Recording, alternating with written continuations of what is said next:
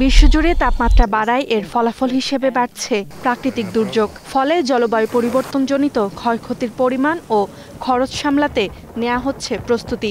তবে এর জন্য প্রয়োজনীয় অর্থ আসবে কোথা থেকে? কে দেবে এই অর্থ? কত দেবে? আর কাদের জন্যই বা এই অর্থ? এই প্রশ্নের উত্তর খুঁজতেই ব্রাজিলের অ্যামাজন বনের পাদদেশে বসেছে বিশ্বের সবচেয়ে বড় জলবায়ু সম্মেলন COP30, যেখানে মূল আলোচ্য বিষয় জলবায়ু অর্থায়ন বা ক্লাইমেট ফাইন্যান্স।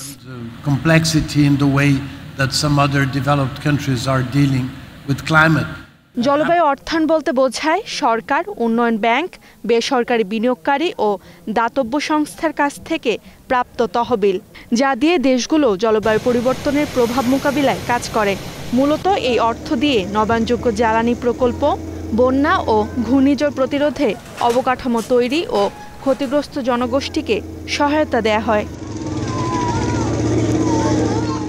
দরিদ্র জলবায়ু ঝুঁকিপূর্ণ দেশগুলো এই অর্থ পায়, কারণ এইসব দেশ খুব কম কার্বন নির্গমন করলেও উন্নত দেশগুলোর বিপুল কার্বন নিঃসরণের জন্য জলবায়ু পরিবর্তনজনিত সবচেয়ে বড় ক্ষতি তাদেরই সহ্য করতে হচ্ছে। সংকট নিরসনে 2024 সালে বহুপাক্ষিক উন্নয়ন ব্যাংকগুলোর মাধ্যমে দেয়া হয়েছে $137 বিলিয়ন। এর মধ্যে $85.1 বিলিয়ন পেয়েছে নিম্ন ও মধ্যম আয়ের দেশগুলো। 2023 সালে বিতরণ করা মোট তহবিলের পরিমাণ ছিল প্রায় $125 বিলিয়ন। ধনীদের এই অর্থ দেওয়ার প্রতিশ্রুতি দিয়েই পরিমাপ করা হয় জলবায়ু সংকট মোকাবিলায় কতটা আন্তরিক তারা। ধনী দেশগুলোর সরকারি জলবায়ু তহবিল ছাড়াও বাড়ছে বেসরকারি খাত থেকে পরিবেশ বান্ধব বিনিয়োগ। অলাভজনক সংস্থা ক্লাইমেট পলিসি ইনিশিয়েটিভের তথ্য অনুযায়ী 2022 সালে পরিবেশ সহায়ক বিনিয়োগের পরিমাণ ছিল প্রায় $1.46 ট্রিলিয়ন, যার অর্ধেকই এসেছে বেসরকারি খাত থেকে।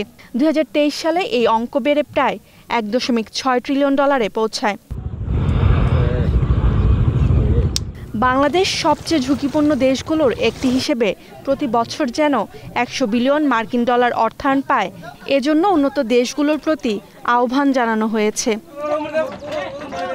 Roksana Rimi, star news.